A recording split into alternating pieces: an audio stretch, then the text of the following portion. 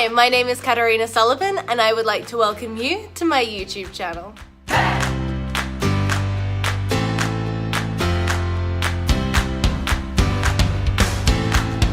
So welcome back. This is part 2 of how to analyze policy. If you haven't seen the first video, go ahead and check it out. The link is below in the comment section. Or you can head to my channel, and as I said last video, while you're there, just hit that subscribe button. Like, why not? What are you going to lose in life? All good things can happen. So we've spoken about what economic, social, and environmental policy means. What we need to do when we analyze political policy is take all of this into consideration. So any single political decision will impact the economy, society, and the environment, and we need to work out how. So I'm trying to use examples that aren't real life examples because this isn't meant to be a political discussion, it's meant to be an apolitical political discussion. So let's say, for example, that we're talking about buying vegetables from a giant supermarket versus buying vegetables from a farmer's market. I'm also gonna say fruit and vegetables because we all know my feelings on vegetables. If you don't, check out my previous videos on how to fill out a ballot paper because you will find out exactly what I think of vegetables. When we make the decision to buy food from a farmer's market as opposed to a giant supermarket, that decision has an economic, social, and environmental follow-on effect. Economically, it might be more expensive at a farmer's market for us, the consumer. On the other hand, it also might be cheaper for us, the consumer, buying from a farmer's market. So that economic decision lies there. But then there's a greater impact on the economy. If we're going to a farmer's market, chances are that the farmers have got a better price for their produce. So they're being impacted economically in a positive way.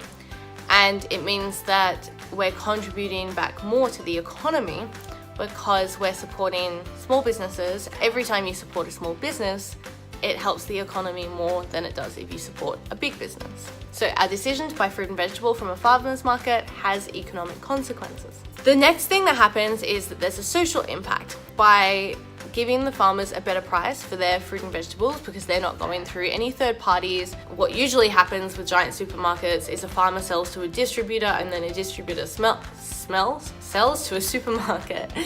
And so the price gets lost along the way. When you buy direct from a farmer, you're cutting out 2 middlemen or middle people, not being gender biased here.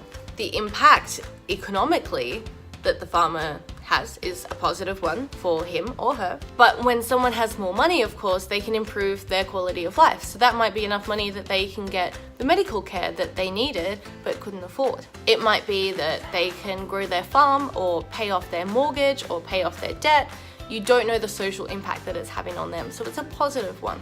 Environmentally, going to a farmer's market could also be a positive decision because farmers usually come from the local area, so their fruit and vegetable isn't traveling as far to get to the market, to get to your table. Unlike with giant supermarkets, sometimes they're flown in from Queensland or wherever to Perth, and that is a long distance. Whether they're flown or driven, that's pollution that's going out into the air.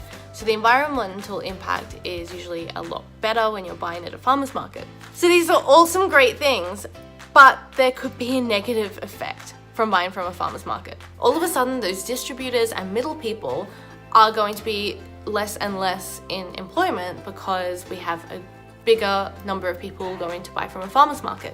So we then need to find employment for the people that were previously distributing. Or maybe the supermarkets have to start closing down because the farmer's markets are becoming more and more important to people and more accessible to people, and people are going there.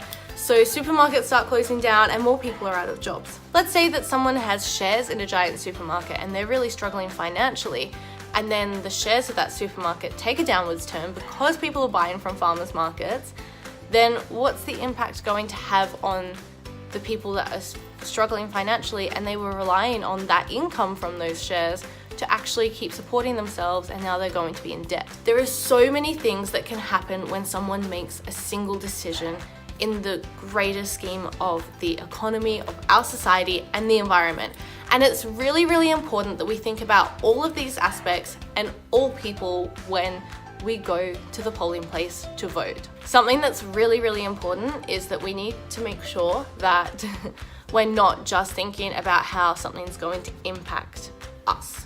personally. For example, if we talk about the farmers market policy, which I know logically doesn't make a whole lot of sense, but I'm trying to be apolitical here, so it's a good little example to use. If we're talking about this farmers market policy, and we do have this downturn with share prices, and people start to panic, and there's a flow-on effect to the rest of the economy, then there could be a little bit of economic strife that we're seeing, and that could impact the farmers at the end of the day. So we've gone from it being a good thing economically for farmers because they're getting a fairer price for their fruit and vegetables. We're taking out those middle people that are distributing and selling and giving the responsibility directly back to the farmers. And then if the supermarkets are affected, their share prices go down, the whole economy starts to panic and the whole market kind of drops, then we've got an impact on the entire national economy, and the farmers are going to be affected after all. Something to remember, I know it's a ridiculous kind of out there example, but it's just a way to show that every single action has an effect that could actually come around and end up affecting you. A really easy but kind of political example to give for this is the increase to welfare. It's something that is fantastic for people who are on welfare, but for the people who eventually get off welfare and are in paid employment, and then they're paying tax money, and we've had to borrow a whole lot of money in order to pay for the increased welfare, then their taxpayer dollars will be paying off a giant interest debt, because whenever we borrow money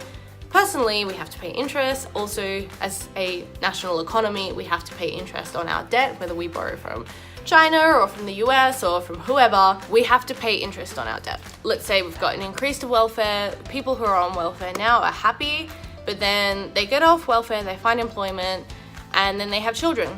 And let's say that later on down the track, we don't have enough money to fund the schools for the children of the people who were on welfare, because we're busy paying off a giant interest debt, and that's where all of our taxpayer dollars are going. There's a lot of long-term effects that need to be taken into consideration when we talk about policy, and it's not just a super easy, let's do this because it will be better for this group of people. There's always a follow-on effect. Another thing that we really have to think about when we talk about policies is, where is the money coming from? It's really easy to get swept up in this idea of tax cuts and increased funding to public schools and public hospitals and healthcare facilities.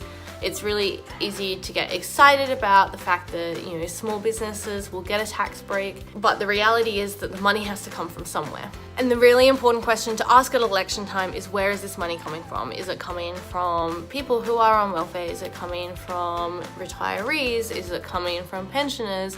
Is it coming from low to middle class Australians? Is it coming from the wealthy? Is it coming from big business? Is it coming from small business? The money has to come from somewhere. If not, we have to borrow money, and then we have to consider, do we want to be paying off an interest debt? Because over the last few years, our interest debt has been billions of dollars, like billions, which could have been going to funding schools or hospitals or improving the environment.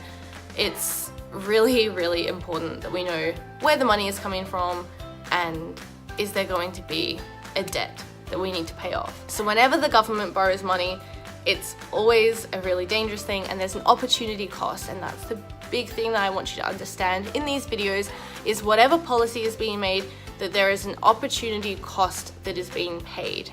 I'm a poet and I didn't even know it. And when we talk about opportunity cost, we're talking about the fact that whatever decision you make, you're also making the decision to not do the opposite. So for example, if you have an apple and a pear, why do I keep talking about fruit and vegetable? I don't know. If you have an apple and a pear, you're only like a small amount of hungry, so you know you're only gonna eat one. If you're making a choice to eat the apple, you're also making a choice to not eat the pear. You make the choice to eat the pear, you're also making a choice to not eat the apple.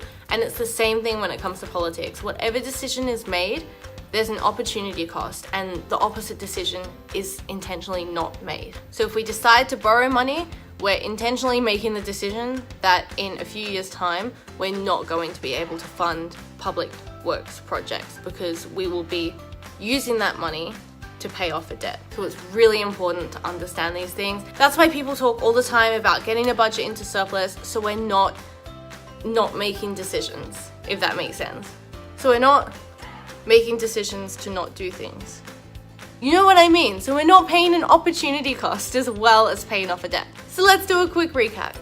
Economy, society, and environment.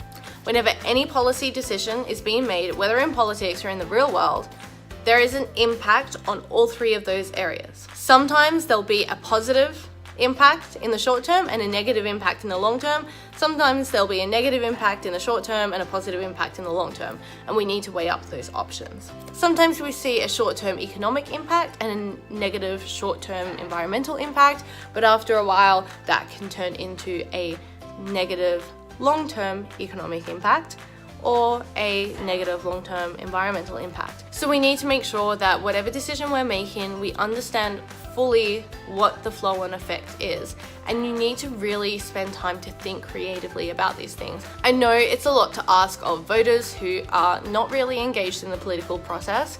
The best thing I can suggest is actually to reach out to people who you know are educated in the area of whether it's economic, social, or environmental policy, and get them to sort of go through that with you. I know for myself, I need to be sort of a jack of all trades when it comes to sustainability, so my deep understanding of each area isn't as much as I want it to be. So I do approach people who are specialists in the economy, in society, and in the environment and ask them their opinions. One thing I will say about this election campaign is, from a campaign point of view, there hasn't been a lot from either party that is criticizing the other party's policy, but is really going into these long-term analytic explanations as to why. There's a lot that I'm seeing that both from the coalition and Labour that I'm like, but if you explained that, people would think that your opposition's idea is bad,